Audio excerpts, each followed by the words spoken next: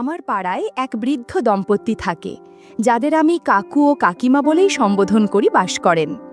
তাহাদের একমাত্র পুত্র সন্তান কর্মসূত্রে দূর দেশে বাস করে এবং বছরে একবার মা বাবার সাথে দেখা করতে বাড়ি আসে।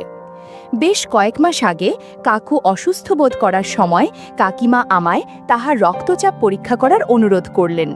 আমি আমার যন্ত্র দুটি নিয়ে তখনই তাদের বাড়িতে গেলাম। ওই সময় বাড়িতে কাকু ও কাকিমা ছাড়া তাদের বাড়িতে রান্নার কাজে নিযুক্ত এক যুবতী বউ উপস্থিত ছিল। বাড়ির কর্তার অসুস্থতা এবং তাহার রক্তচাপ পরীক্ষা হবে জেনে ওই মেয়েটিও কাজ বন্ধ রেখে কাকুর ঘরেই দাঁড়িয়েছিল। আমি ওই মেয়েটিকে প্রথম দেখে চমকে উঠেছিলাম। মেয়েটি যথেষ্ট লম্বা, ফর্সা এবং শরীরের কোনো অংশে একটুও বাড়তি মেদ নেই। মেয়েটি যথেষ্টই সুন্দরী, যেটা ওদের সমাজে সহজে দেখাই যায় না। মেয়েটি সালোয়ার কুর্তা পরিহিতা আর একটা নেটের ওড়না জড়ানো, যার ভেতর দিয়ে অনেক কিছুর উপস্থিতি জানান দিচ্ছিল। সব মিলিয়ে মেয়েটির নিজস্ব একটি আকর্ষণ ছিল এবং সে যেন ঘরটিকে আলো করে রেখেছিল। কাকিমা ভাবছিল আমি বোধহয় মেয়েটির সৌন্দর্য ও নবযৌবন দেখে তাকে তাদেরই কোনো নিকট আত্মীয় মনে করেছি। তাই তিনি মেয়েটির সাথে আমার আলাপ করিয়ে দেবার জন্য বললেন, এ রূপশ্রী আমাদের বাড়িতে রান্নার কাজে নিযুক্ত। রূপশ্রী খুব ভালো মেয়ে, ওর 8 বছরের একটি ছেলে আছে। রূপশ্রী আমায় 2 হাত তুলে নমস্কার জানিয়ে মিষ্টি সুরে বলল, দাদা ভালো আছেন তো? আমিও তার অভিবাদনের জবাব দিয়ে বললাম, হ্যাঁ গো, ভালো আছি। তুমি ভালো আছো তো?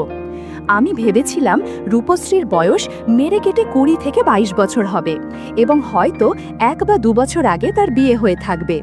কিন্তু যখন সে 8 বছরের সন্তানের জননী, তার অর্থ অন্তত 10 বছর আগে তার বিয়ে হয়ে থাকবে এবং বর্তমানে তার অন্তত 30 বছর বয়স হবে।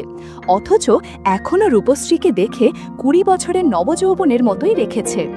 সারা দিন ধরে ঘরের কাজ এবং বাচ্চা সামলানোর সাথে বাড়ি বাড়ি রান্নার কাজের পরিশ্রমের মাধ্যমে সে নিজেকে কি সুন্দরভাবে ধরে রাখতে পেরেছে। কাকুর রক্তচাপ পরীক্ষা করার সময় আমার দৃষ্টি যন্ত্রের দিকে থাকলেও মনটা কিন্তু রূপশ্রীর মিষ্টি মুখেই আটকে ছিল। যাই হোক, পরীক্ষা করে কাকুর রক্তচাপ মোটামুটি স্বাভাবিকই দেখলাম এবং কাকিমাকে সে কথা জানিয়ে দিলাম। আমি সবেমাত্র রক্তচাপ মাপার যন্ত্রটি তুলে রাখতে যাচ্ছি, তখনই আমার কানে রূপশ্রীর কথা আসলো। রূপশ্রী আমায় বলল, দাদা আপনাকে একটা অনুরোধ করব, আপনি কি আমার রক্তচাপ একটু পরীক্ষা করে দেখবেন? আমার রক্তচাপ প্রায়শই ওঠানামা করে, তাই ডাক্তারবাবু আমায় অন্তত 1 দিন অন্তর পরীক্ষা করিয়ে নেবার পরামর্শ দিয়েছেন, কিন্তু আমার পক্ষে কাজের চাপে সেটা সম্ভব হচ্ছে না। রক্তচাপ পরীক্ষা করার সুবাদে রূপশ্রীকে স্পর্শ করার সুযোগ পাব ভেবেই আমার মনে অদ্ভুত আনন্দ হচ্ছিল। আমি রূপশ্রীকে বললাম, হ্যাঁ কেন করব না, এসো তুমি আমার পাশে বসো, আমি এখনই দেখে নিচ্ছি। রূপশ্রী আমার পাশে বসে ফিস করে বলল, কি দেখবেন? আমার আর কি দেখতে চান? রূপশ্রীর কথা শুনে আমি চমকে উঠলাম। ততক্ষণে কাকু ও কাকিমা দুজনেই পাশের ঘরে চলে গেছেন। আমি রূপশ্রীর দিকে তাকালাম। তার চোখে আমার প্রতি একটা অদ্ভুত আকর্ষণ দেখতে পেলাম। রূপশ্রী আমার সামনে তার একটা হাত এগিয়ে দিল এবং আমায় তার কুর্তার হাতা গুটিয়ে দিতে অনুরোধ করল। রূপশ্রী বিশেষভাবে বেঁকে বসল, যার ফলে হাতা গোটানোর বা বাঁ হাতে রক্তচাপ মাপার যন্ত্রের বন্ধন পরানোর সময় আমার হাতে বেশ কয়েকবার স্পর্শ করল। আমি আবার রূপশ্রীর মুখের দিকে তাকালাম। মুখে সেই দুষ্টুমি মাখানো মুচকি হাসি এবং চোখে আকর্ষণ এবং সমর্পণের ভাব। সে আবার মুচকি হাসি দিয়ে আমায় ফিস করে জিজ্ঞেস করল, হাত দিতে কেমন লাগলো? ভালো লেগেছে? জিনিসটা পছন্দ হয়েছে? আমিও মুচকি হেসে বললাম, খুব ভালো লেগেছে, এটা খুবই সুন্দর। এই বলে আমি স্টেথোস্কোপটা কানে লাগিয়ে পর্যবেক্ষণ করতে লাগলাম। রূপশ্রী আবার ফিস করে বলল, মনে হয় এভাবেই প্রতিদিনই আপনাকে আমার রক্তচাপ পরীক্ষা করে দিতে হবে। আমি সাথেই বললাম, হ্যাঁ তাতে আমি 100 বার রাজি, তবে এখানে নয়, তুমি প্রতিদিন এই সময় আমার বাড়িতে চলে এসো, আমি তোমার রক্তচাপ দেখে দেব। আমি প্রতিদিন ওই সময়ই রূপশ্রীকে আসতে বলেছিলাম, কারণ ওই সময় আমার স্ত্রী শিক্ষকতা করার জন্য বাড়িতে থাকে না এবং আমি একলাই থাকি। আমি রূপশ্রীর রক্তচাপ পরীক্ষা করে দেখলাম মোটামুটি ঠিকই ছিল। রূপশ্রীকে সে কথা জানিয়ে দিতে সে মুচকি হাসির সাথে আসছি, আগামীকাল আপনারই বাড়িতে আবার দেখা হবে বলে রান্নার কাজ করতে চলে গেল। পরের দিন রূপশ্রী ঠিক সময়ে আমার বাড়িতে আসলো। আমি বাড়িতে একাই ছিলাম, তাই সাথে সাথেই তাকে আমার ঘরে ঢুকিয়ে নিয়ে সদর দরজা বন্ধ করে দিলাম। সেদিন রূপশ্রীকে ভীষণ সুন্দর দেখাচ্ছিল। খোলা ঘন কালো চুল, চোখের কোলে খুবই সরু কাজলের লাইন, পরনে ছিল লেগিংস আর কুর্তি আর একটা ওড়না। তার ফর্সা হাত ও পায়ের আঙুলের নখগুলি সুন্দরভাবে ট্রিম করা এবং খয়েরি নেলপালিশ লাগানো। আমি রক্তচাপ মাপার যন্ত্রটি খুলে ওর হাতে বাঁধছিলাম আর পরীক্ষা করছিলাম। রূপশ্রী মুচকি হেসে বলল, দাদা, ওইভাবে চাপ দিলে তো আমার রক্তচাপ আরও বেড়ে যাবে। আমিও মুচকি হেসে বললাম, সমস্যা নেই, আমি ঠিক করে দিব। রূপশ্রী আমার কথার জবাবে মুচকি হেসে বলল, হ্যাঁ, সেটা আমি টের পাচ্ছি। আমি দেখলাম রূপশ্রীর রক্তচাপ ঠিকই আছে।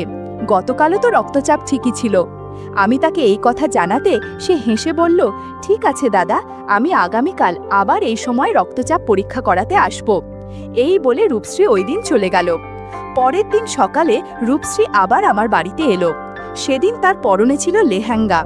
আমি জীবনে এই প্রথমবার কোনো লেহেঙ্গা পরিহিতা কাজের মেয়েকে রান্নার কাজে আসতে দেখলাম। কেমন যেন মনে হলো। রূপশ্রী কিন্তু খুবই সাবলীলভাবে আমার বিছানার ওপর বসল রক্তচাপ পরীক্ষা করানোর জন্য। আমি আগের দিনের মতোই তার পরীক্ষা করলাম। রূপশ্রী হেসে বলল, দাদা, আপনি যা করছেন তাতে তো আপনারও রক্তচাপ বেড়ে যাচ্ছে। রূপশ্রীর কথায় আমার একটু লজ্জা লাগলো। রূপশ্রী আবারও ইয়ার্কি করে বলল, ছেড়ে দিন দাদা, আমি তো দেখেই ফেলেছি, তাই আর লুকাতে হবে না। না, ওই দিনও আমি রূপশ্রীর রক্তচাপে কোনো অসঙ্গতি পাইনি। আমি বললাম, আচ্ছা রূপশ্রী, তোমার পরিবার সম্পর্কে কিছু বলো। রূপশ্রী বলল, দাদা, 10 বছর হলো আমার বিয়ে হয়েছে। বিয়ের 2 বছরের মাথায় আমার ছেলে জন্মেছিল। আমার স্বামী বাহিরে অন্য শহরে কাজ করে এবং বছরে 1বার বা 2বার বাড়ি আসে। তখন ওই কদিন আমি স্বামীর সঙ্গ পাই। বর্তমানে আমার 30 বছর বয়স। দিনের পর দিন স্বামী ছাড়া একা থাকতে আমার খুবই কষ্ট হয়, কিন্তু আমায় মুখ বুঝে সেটা সহ্য করতে হচ্ছে। দাদা, আপনার পাশে থাকলে আমার বেশ ভালো লাগে। আমার মনে হচ্ছে আপনি আমারই সমবয়সী বা হয়তো একটু বড়, তাই আমি আপনাকে আমার স্বামীর অনুপস্থিতিতে পেতে চাই। আপনাকে আমি সরাসরি প্রশ্ন করছি, আপনি কি আমার সাথে সময় কাটাবেন? আমি নির্বাক হয়ে এতক্ষণ রূপশ্রীর কথা শুনছিলাম। আমি মনে মনে ভাবলাম, তাহলে এটাই হচ্ছে মূল কারণ, আমার কাছে রক্তচাপ পরীক্ষা করার মূল কারণ। রূপশ্রী লাজুক গলায় বলল, দাদা, আপনি অমন করে আমার দিকে তাকিয়ে আছেন কেন? আমি মুচকি হেসে বললাম, আজ আমার বাড়িতে স্বর্গ থেকে সোজা এক অপ্সরা নেমে এসেছে, তাকেই দেখছি। বিশ্বাস করো, তোমার মতো মেয়ে জীবনে দেখিনি। আমার মাথায় কিছু বিষয় ঘুরপাক খাচ্ছিল, যে কারণে আমি একটু স্থির হয়েছিলাম। বোধহয় রূপশ্রী আমার মনের কথা বুঝতে পেরেছিল, তাই সে আমায় বলল, দাদা, হঠাৎ ঝিমিয়ে পড়লেন কেন? কি চিন্তা করছেন? ভয় পাচ্ছেন যদি আমার কোনো সমস্যা হয়ে যায়? না দাদা, কোনো চিন্তা করবেন না। আমি গতকাল থেকেই আপনার কাছে আসার আগে ঔষধ খেয়ে নিচ্ছি, তাই আপনার টেনশন করতে হবে না। আপনি নিশ্চিন্ত মনে পর্যবেক্ষণ করো। বন্ধুরা, তোমরা নিশ্চয়ই বুঝতে পেরেছ আমি কি বোঝাচ্ছি। ইউটিউবের কড়া নিয়মের কারণে এসব ঘটনা সরাসরি বলা যাচ্ছে না। তোমরা কমেন্টে দেয়া লিংক থেকে আমার ওয়েবসাইট ভিজিট করো, সেখানে একদম খোলামেলা গল্প দেয়া আছে। প্রায় 20 মিনিট ধরে রূপশ্রীকে পর্যবেক্ষণ করেছি। আমি সে কথা জানাতেই রূপশ্রী বলল, হ্যাঁ দাদা, আপনি অনেক পরিশ্রম করেছেন, আজকের মতো এ পর্যন্তই থাক। রূপশ্রী বলল, ঠিক আছে দাদা, তাহলে এবার আমি আসি, আগামীকাল আবার এই সময় আসব। পরের দিন রূপশ্রী ঠিক সময় আমার বাড়িতে এলো। আজ রূপশ্রী শাড়ি পরে এসেছে এবং এই পোশাকেও তাকে ভীষণ সুন্দর লাগছে। রূপশ্রী মুচকি হেসে বলল, দাদা, ভালো আছেন তো? রাতে ঘুমিয়েছিলেন তো, নাকি আমার কথা ভেবে জেগেই রাত কাটিয়ে দিয়েছিলেন? আমি শুধু হ্যাঁ আর হুম বলে উত্তর দিলাম।